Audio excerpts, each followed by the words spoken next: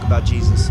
Yeah, I think that's one of the problems we've always had with a lot of Christian bands is that actually, it's a funny story. The band didn't actually even start out as a Christian band when James was in it, when I wasn't even in it, or Andy or Mike. I don't think it was necessarily a Christian band. They were Christians, but it wasn't a Christian band. We were all kids, yeah. We just were wanting to start a band kind of a thing, and then after we had, I don't even know. I don't even think we really Mike played any show yet or something. We just kind of had written these songs, and our singer was concerned with what he was going to be writing about, you know what I mean? He's like, we're writing all these songs, and I need to put lyrics to them, and do you guys care if they're Christian-oriented, or do you care if we do this, you know what I mean? And we were all in the same boat, you know what I mean? So we're like, well, yeah, that's good. Granted, we didn't ever think the band would ever be as big as it was, you know what I mean? So we weren't like really deciding like, yeah, we're gonna do this, you know what I mean? We're gonna be this big like playing missionary for like 20 band. No, I know, yeah. But I mean, definitely as the band grew, we saw that there was God leading us to make that decision early on, and take that route for the rest of the. Yeah, I think every single show in our career, we've always said something about Jesus, and I think I know a lot of Christian bands, I won't point any fingers, but they don't say anything about God. And maybe they do at, Cornerstone or Christian Fest, and then they don't on a metal fest and stuff like that. And we've always looked up to, I think, Under Oath more than almost any other band because they do say stuff about God. And it was really encouraging when we went on tour with them to hear, Spencer say something about God, like a band that big that has, gold records and, massive success that still is able to, talk about the gospel and talk about Jesus and not be ashamed of it. And, we've been in some really uncomfortable, awkward situations, metal fests and things like that. And we still have said something every night, And sometimes you pray harder before the set that, please let me do this. I'm just saying, in all honesty, I think that those are the shows where it's more important to say those kinds of things, Like, we get up there and we say that we're a Christian band and every single person in the audience claps and is happy or whatever, that's cool, but then we maybe didn't reach anybody. Yeah, if people are flicking us off and stuff, it's like they playing might a go church home show. And I mean, that's in their not head, the point of our band. I don't know. I don't even know what I was going to say. I lost my train of thought. Well, we watched Under Oath earlier, and they said something about Jesus. I was like, good, because we don't know a whole lot about them, but yeah, they're all really awesome guys. They're really we're going to interview them after you guys. Cool. Okay, word. I might have enough time for doing another one. What is the most touching story you've heard from a fan as a result of your music? There's a lot, you know what I mean? Just people that, if their parents have died or their friend got in an accident or something like that, or, a girl saying I, was gonna kill myself and then I just started listening to your band and God just spoke to me or something like that.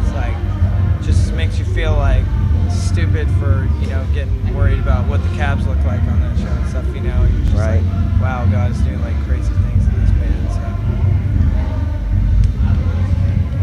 I hope we get more time.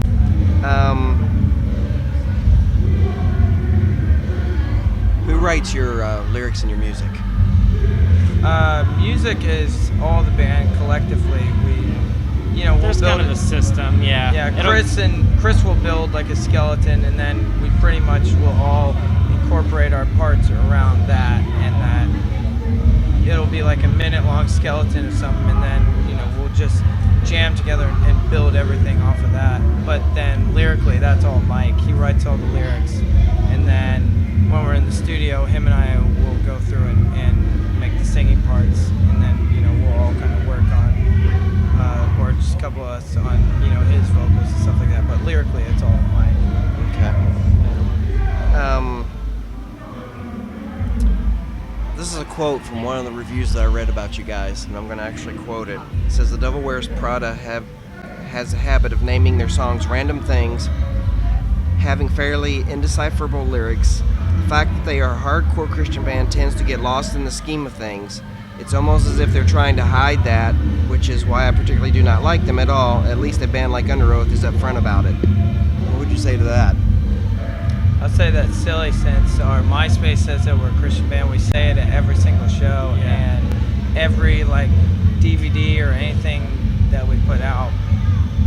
I would mentions say that fact. I would say that there's probably a handful of people that could probably read the lyrics and not really make sense of them, but I would say the majority of anybody that has ever told me they like look into the lyrics, they think that Mike does an amazing job at writing what he writes and can usually decipher them pretty well and get his meaning and his understanding. In one song it says, "I'm gonna hope for you, I'm gonna pray for you." It's like, how many ways can you really take that? You know, like that's not really decipherable. I mean, that's pretty black and white. As far as naming our songs like dumb names, that's just a joke. I mean, we're in some ways we are a very serious band, and then the other times, like I don't know, when we first started, you know what I mean, we didn't know that anything was gonna be of the band, so we were just like, well, when we're playing these local shows, you know what I mean, who really cares about a song title, you know, or something? And it's still more fun for us. We can just whatever, be really amateur about stuff. But definitely don't think that song titles or anything like that is hiding what we're trying to get across. You know, I mean, we're not trying to like, you know, we don't want. It's not like we were gonna name a song "Jesus is Savior," and then we're like, no, we'll just name it "Dogs Can Grow Beards All Over." So no one knows that we're a Christian band. Yeah. Now, granted, the person who said that is definitely a non-Christian. Yeah. But reading some of the stuff about you guys that I read, it seems like a lot of them are just so mad at the success that you all have being a Christian band, and their band is not selling as many records as you all. And I read that over and over and over again. Well, ever since the internet came out, everyone thinks that their opinion matters, when really nobody's opinion really matters. Like, but people get on a forum, they're like, "Oh, you know what? I hate this band." They're blah blah blah. Like, okay, like, cool. It's not gonna change what we're doing at all. Like, I don't really like your band, but I'm not, posting about it.